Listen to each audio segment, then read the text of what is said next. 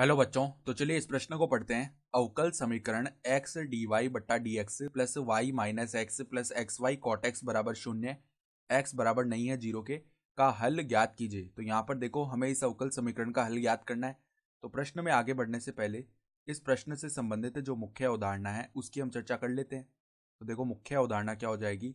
हम देखो यहाँ से एक सूत्र जानते हैं कि मान लो अवकल समीकरण इस प्रकार है, डी वाई बट्टा डी एक्स प्लस में पी एक्स वाई बराबर में क्यू एक्स, ये अवकल समीकरण लिखा हुआ है। ठीक है, प्रथम कोटि का रेखिक अवकल समीकरण। तो इसका जो हल होता है वो हम देखो सीधा याद रखते हैं, वाई गुणा में आई एफ बराबर में समाकलन आई एफ गुणा क्यू एक्स डी एक्स। जहां जो आई एफ है, जहां आई एफ क्या होता है, समाकलन गुणांक, समाकलन गुणांक, और इसका जो मान होता है वो क्या होता है, ई की घात में समाकलन पी एक्स डी एक्स होता है इसका मान। ठीक है, और देखो हम यहाँ से खंडेशह समाकलन भी जानते हैं कि अगर दो फलन इस प्रकार गुणा में लिखे हुए हैं u गुणा वी डी एक्स, तो इनका हम समाकलन कैसे करते हैं, पहले u को ऐसे ही रखा।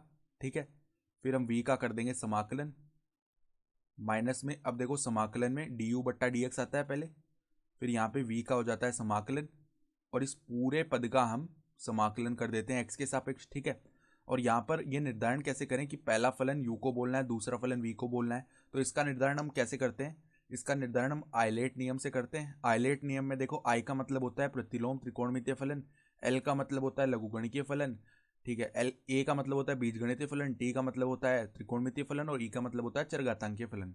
तो जो अक्षर पहले आ रहा है वो अक्षर जिस फलन को सूचित कर रहा है उस फलन को हम वरीयता देंगे। ठीक है, तो अब देखो यहाँ पर जो अवकल समीकरण है वो क्या लिखा हुआ है, एक्स डी वाई बट्टा डी एक्स प्लस में वाई माइनस एक्स प्लस में एक्स वाई कोट एक्स बराबर में जीरो है, जहां पर एक्स जो है वो जीरो के बराबर नहीं है। तो एक्स जब जीरो के बराबर नहीं है तो हमें इस पूरे समीकरण में एक्स से भाग दे सकते हैं। तो एक्स से भाग दे लेते हैं, तो डी वाई बट्टा में देखो यहाँ पर डी एक्स बचेगा। आगे कर लेते हैं देखो इससे, तो डी वाई बट्टा डी एक्स बच गया। फिर देखो यहाँ पर माइनस में क्या बचेगा, माइनस नहीं प्लस है, तो प्लस में वाई बट्टा एक्स आ गया, प्लस में वाई बट्टा एक्स, फिर है देखो माइनस, और यहाँ पर एक्स से एक्स विभाजित हो गया तो एक आ जाएगा। फिर देखो आगे प्लस एक्स से एक्स विभाजित हुआ, तो यहाँ पर वाई कोट एक्स बराबर में जीरो बट्टा एक्स का मान जीरो आएगा, क्योंकि एक्स जो है वो जीरो के बराबर नहीं है, तो हम यहाँ पे भाग दे सकते हैं।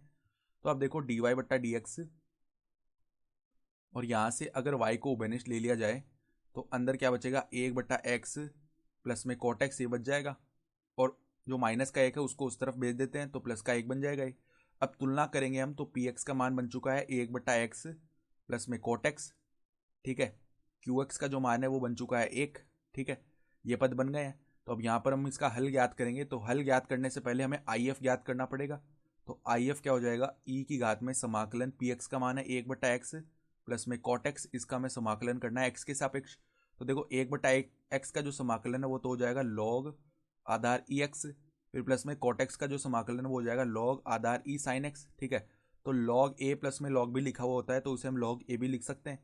तो देखो ई की घात में ये पद क्या बन जाएगा, लॉग आधार ई और एक्स साइन एक्स बन गया लघुगणक के गुणधर्म से। तो अब देखो ये ई और ये ई जब समान होता है तो सीधा लॉग का जो मान आ रहा होता है वो हम लिख देते हैं, यानी कि एक्स साइन एक्स, ये आ गया हमारे पास में आई एफ का मान।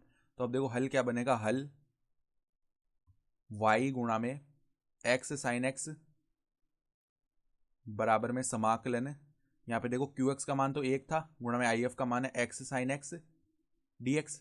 ठीक है, तो यहाँ पे देखो अब हमें ये समाकलन ज्ञात करना पड़ेगा, इसे हम एक बार आई बोल लेते हैं। तो आई बराबर में समाकलन x sine x D x. तो ये करने के लिए यहाँ पे खंडेशह समाकलन लगाएंगे। तो एक्स तो एक बीजगणितीय फलन है और साइन एक्स जो है त्रिकोणमितीय फलन है। ठीक है, तो यहाँ पे एक्स को पहला फलन, साइन एक्स को दूसरा फलन बोल दिया। तो पहले एक्स को ऐसे ही रखा, साइन एक्स का जो समाकलन है वो क्या आ जाएगा, माइनस का कोस एक्स, तो माइनस का कोस एक्स। ठीक है, फिर देखो यहाँ पर माइनस आएगा, फिर यहाँ पे एक्स का अवकलन तो एक हो गया, साइन एक्स का समाकलन माइनस कोस एक्स होगा, तो यहाँ पे कोस एक्स डी एक्स इस प्रकार लिखा जाएगा। ठीक है, तो ये क्या बन गया देखो, माइनस एक्स कोस एक्स।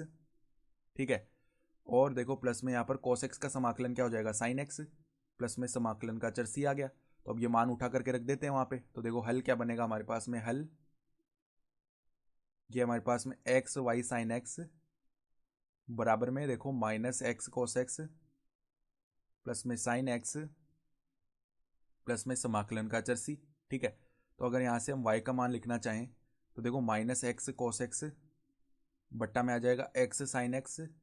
ठीक है, प्लस में साइन एक्स बट्टा में आ जाएगा एक्स साइन एक्स प्लस में सी बट्टा में आ जाएगा एक्स साइन एक्स। ठीक है, तो अगर y का मान लिखेंगे तो यहाँ पर देखो x से x विभाजित हुआ, cos x बट्टा साइन एक्स कोट एक्स हो गया, तो माइनस में कोट एक्स प्लस में देखो यहाँ पर साइन एक्स से साइन एक्स विभाजित हो गया तो 1/x प्लस में c बट्टा एक्स कोसेक एक्स, ये बन गया। ठीक है, और यही हमारा क्या हो जाएगा, हल हो जाएगा। तो यही हमारा उत्तर आ गया। ठीक है, तो आशा करता हूँ कि आपको ये प्रश्न समझ में आया होगा। धन्यवाद।